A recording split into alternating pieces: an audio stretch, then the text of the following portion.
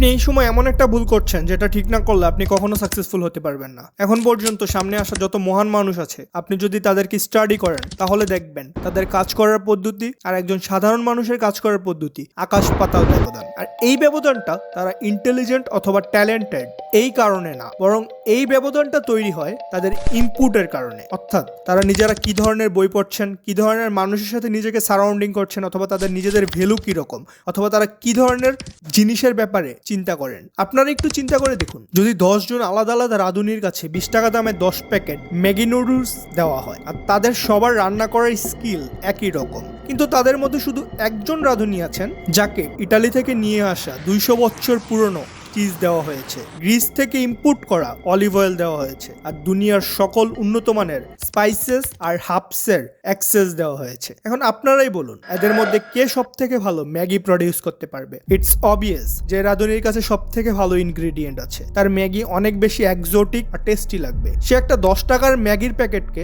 5 স্টারের স্প্যাগেটি লেভেলে নিয়ে যেতে পারবে, only because he had the best ingredients. আমরাও যদি আমাদের মাথায় সেই কথাগুলোকে ইম্পোর্ট করি যেগুলো তারা বলেছেন, যারা পুরো দুনিয়ায় সবার থেকে আগে গিয়েছিল, আর এটাই হলো তারা যেখানে পৌঁছেছে সেখানে পৌঁছানোর সব থেকে সহজ রাস্তা। এখন আপনাদের মনে প্রশ্ন আসতে পারে, পৃথিবীতে অনেক মহান মানুষ আছেন, অনেক ধনী আর সাকসেসফুল মানুষও আছেন, বাট কি এমন জিনিস আছে যেটা তাদেরকে সাধারণ মানুষের থেকে আলাদা বানায়? আপনি যদি অ্যাকচুয়ালি এটা স্টাডি করেন যে কোন জিনিস গ্রেটনেসকে তৈরি করে অথবা সাকসেস কিভাবে তৈরি হয়, তখন দেখবেন যে ফান্ডামেন্টাল লেভেলে এটাই তফাৎ থাকে, যে তারা যেই ইনপুট দেয় নিজেদের ভিতরে, অর্থাৎ যে ইনগ্রিডিয়েন্ট ব্যবহার করে, তা অনেক বেশি হায়ার কোয়ালিটির হয়ে থাকে। ইভেন ফিজিক্সের ল এটাই বলে, a thing at rest stay at rest unless an external force is applied. অর্থাৎ আপনি যদি একটা মিডল ক্লাস পরিবারে জন্মগ্রহণ করেন, আপনার ঘর খুব বেশি ভালো না, আপনার পরিবারের কাছে খুব বেশি ইনকাম নেই, আপনার পরিবারের রিলেশন খুব একটা সুন্দর না,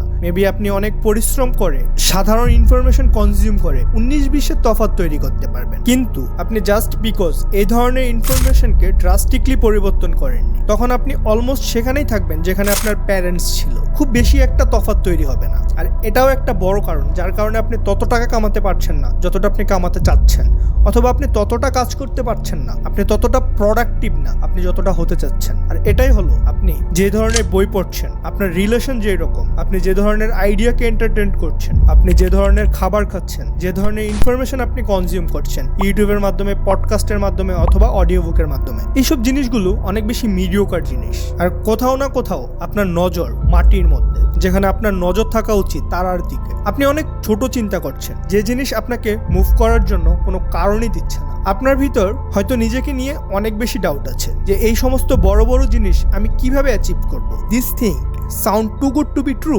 অথবা আপনার ভিতর একটা অ্যারোগেন্স আছে যে আমি কেন নিজের ইনপুটকে চেঞ্জ করব, যদি ইনপুটকে চেঞ্জ করে কোনো বেনিফিট হতো তাহলে আমি সেটা অনেক আগেই করে ফেলতাম, because I am way to smart. কারণ অনেকেই এমন আছে যারা ভাবে কোনো বুকসকে পরিবর্তন করে, পডকাস্ট পরিবর্তন করে, বন্ধুদের পরিবর্তন করে যদি কিছু হতো তাহলে আমি অলরেডি এগুলো করে ফেলতাম। কিন্তু কোথাও না কোথাও আপনার ভিতর অ্যারোগেন্স আছে যে জাস্ট বিকজ আমি অলরেডি এটা জানি যে ইনপুটকে পরিবর্তন করলে আউটপুটও পরিবর্তন হয়ে যায়, তাহলে আমি কেন এত বেসিক একটা অ্যাডভাইসকে ফলো করব? এটা তো যে কেউ জানে যে আমি যদি আমার ইনপুটকে বদলাই তাহলে আমি যে জিনিস প্রডিউস করছি সেটাও পরিবর্তন হয়ে যাবে। কিন্তু আপনার অ্যাটিটিউড যদি হয় যে আমি আগে থেকেই সবকিছু জানি, তাহলে আপনার কাছে আমার প্রশ্ন হলো, হোয়াট আর ইউ প্রডিউসিং? আপনাকে দুনিয়াতে কেউ এই জিনিসের জন্য জানবে না যে আপনি কত বেশি ইন্টেলিজেন্ট ছিলেন অথবা আপনি কত বেশি জিনিস বুঝতে পেরেছেন। মানুষ আপনাকে জানবে আপনার প্রোডাকশন আর আউটপুটের বেসিসে। মানুষ আইনস্টাইনকে এই জন্য মনে রাখেনি যে সে কত বেশি ইন্টেলিজেন্ট ছিল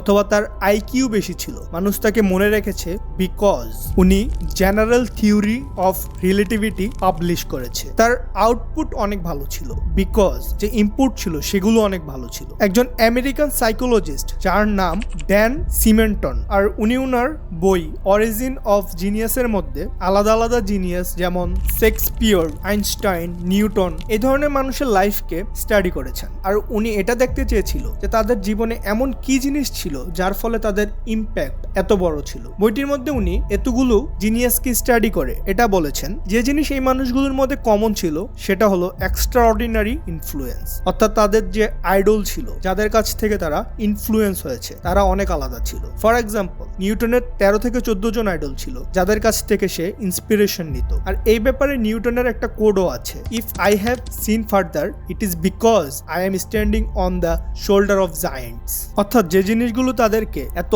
ইম্প্যাক্টফুল বানায় সেটা তারা ইন্টেলিজেন্ট এজন্য না। পৃথিবীতে অনেক ইন্টেলিজেন্ট মানুষ এসেছেন আর চলে গেছেন, ইভেন আমরা তাদের নামও জানি না, বাট যেই মানুষের ইনপুট অনেক বেশি এক্সট্রা অর্ডিনারি হয় তাহলে চান্স আছে যে তার যে আউটপুট হবে সেটাও অনেক এক্সট্রা অর্ডিনারি হবে। বাট আপনি যদি আপনার সারাদিন মিডিওকার মানুষের সাথে অপ্রয়োজনীয় কথা বলে শেষ করে দেন, যে তুমি আজকে কি খাবার খেয়েছো, বিগ বসের উইনারকে, অথবা সোশ্যাল মিডিয়ায় কি নিয়ে কন্ট্রোভার্সি চলছে, আপনি যদি আপনার ব্রেনকে এগুলো ফিট করেন, আপনার ইনপুটই যদি এগুলো হয়, তাহলে অবভিয়াসলি আপনি ফেলই হবেন। আপনি আপনার ব্রেনে ময়লা ঢেলে এটা আশা করতে পারেন না যে সেখান থেকে ভালো কিছু বের হবে। আপনি যদি নিজেকে ময়লা ফিট করতে থাকেন তাহলে অবভিয়াসলি আপনার রেজাল্টও ময়লাই হবে। আপনাকে আপনার লাইফের প্রতিটা জিনিসের জন্য আলাদা আলাদা লিস্ট বানাতে হবে, যে আমি কি ধরনের খাবার খাই, আমার রিলেশনশিপ কি ধরনের, আমি কি ধরনের মিউজিক শুনি, আমি কি ধরনের মুভি দেখি, আমি কি ধরনের আইডিয়াকে এন্টারটেইন করি, যে ধরনের জিনিস এই বডিতে যাচ্ছে, যে ধরনের জিনিস মাইন্ডে যাচ্ছে, অথবা যে জিনিসের দ্বারা আপনি সারাউন্ডেড,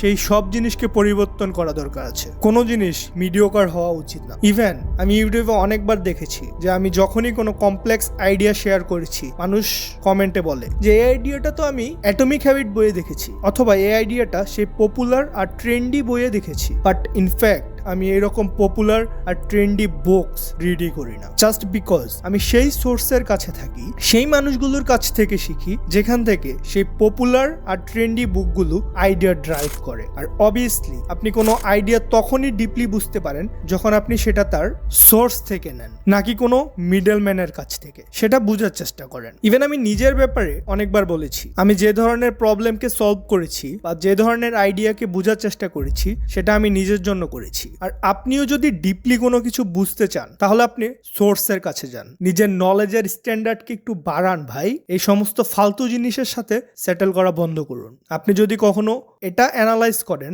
আপনার যে সার্কেল বা আপনি যে ধরনের মানুষের সাথে হ্যাং আউট করছেন, দেখবেন তারা কত বেশি লুজার, যারা আপনাকে পিছনে টেনে রাখছে। তখন দেখবেন আপনার কাছে অনেক খারাপ লাগবে যে ভাই আমি কি করছি আমার জীবনের সাথে। আর কতটা খারাপ হয় মিডিওক্রিটি আপনার স্পিরিচুয়াল হেলথের জন্য। কখনো অ্যানালাইজ করে দেখুন, এই জিনিসটাকে কখনো ফিল করে দেখুন, দেখবেন তখন মনে হবে আমি কোথায় আটকে রেখেছি নিজেকে। কেন করছেন নিজের সাথে এমন, কেন পড়ছেন এইরকম বাজে বই? যখনই কোনো নতুন ট্রেন্ডি বই আসে সেটাকে অর্ডার করে দেন, আর তারপর কখনো সেটা পড়া শেষই করেন না। যে কোনো ফালতু মুভি দেখছেন, ফালতু গান শুনছেন, কখনো ভেবে দেখেছেন যে এটার দ্বারা কি হচ্ছে? আমি কোথাও না কোথাও এটা উইশ করি যে আমি এখন যে জিনিসগুলো জানি, আর এই সমস্ত জিনিসগুলো আমি যদি শুধু 1 বছর আগে জেনে যেতাম তাহলে এখন আমি আমার লাইফে আরো কত আগে এগিয়ে যেতাম। যে সমস্ত জিনিসগুলো আমি 20 বছর বয়সে বুঝতে পেরেছি, আমি যদি সেগুলো 19 বছর বয়সে জেনে যেতাম তাহলে আমি রিলেশনশিপকে আরো ভালোভাবে বুঝতে পারতাম, আমি টাকাকে আরো ভালোভাবে বুঝতে পারতাম, হেলথ আর স্পিরিচুয়ালিটিকেও আরো ভালোভাবে বুঝতে পারতাম। কারণ আমার কাছে তখন শুধু 1 বছরের অ্যাডভান্টেজ থাকতো না, সেগুলো সব কম্পাউন্ড হয়ে যেত। মানে আপনি যদি এখনো ইয়াং হন, আপনি আপনার টিনেজে রয়েছেন অথবা আর্লি 20s-এ রয়েছেন, তাহলে আপনাকে আপনার ইনপুটের কোয়ালিটি একদম বাড়িয়ে দেওয়া উচিত। আর আপনি যদি ফালতু বই রিড করার জায়গায় আপনি সরাসরি গ্রেট মানুষের কাছে চলে যান, আপনি শেক্সপিয়ারকে স্টাডি করা শুরু করেন, আপনি যদি হিস্টোরিকে স্টাডি করা শুরু করেন, আপনি যদি ম্যাক্সওয়েল মরিসকে স্টাডি করা শুরু করেন, তখন আপনি সরাসরি গাছের শিখরে চলে যান। তখন আপনি এটা বুঝতে পারেন যে আচ্ছা সবকিছুর রুট তাহলে এটাই, আমরা যেভাবে চিন্তা করি তেমন ভাবেই অপারেট করি, তেমন ভাবেই আমরা রিয়েলিটিকে ম্যানিফেস্ট করে নেই। তারপর আপনি এই সব ক্লাসিক্যাল জিনিসগুলোকে আস্তে আস্তে রিলেট করতে শুরু করে দেন স্ক্রিপচারের সাথে। তখন আপনার মধ্যে যে আন্ডারস্ট্যান্ডিং ডেভেলপ হয় এত আর্লি এজে, সেটা আপনাকে যে পরিমাণ অ্যাডভান্টেজ দিবে আপনি ভাবতেও পারছেন না। জাস্ট বিকজ এত আর্লি এজে নিজেকে চেঞ্জ করার ফলে যেটা হবে, আপনি আলাদা দৃষ্টি দিয়ে দুনিয়াকে দেখতে শুরু করবেন। আর যে বইটা পড়ার পর আগে আপনি 10টা ইনপুট বের করতে পেরেছিলেন, আর সেই সেম বই থেকে আপনি নতুন নলেজ গেইন করার পর, নিজের একটা নতুন ভার্সন বানানোর পর আপনি সেখান থেকেই 20টা ইনপুট বাহির করতে পারবেন। আপনার ইনপুটের কোয়ালিটিও বেড়ে যাবে, কোয়ান্টিটিও বেড়ে যাবে। And life is all about input. তাই বাচ্চাদের মতো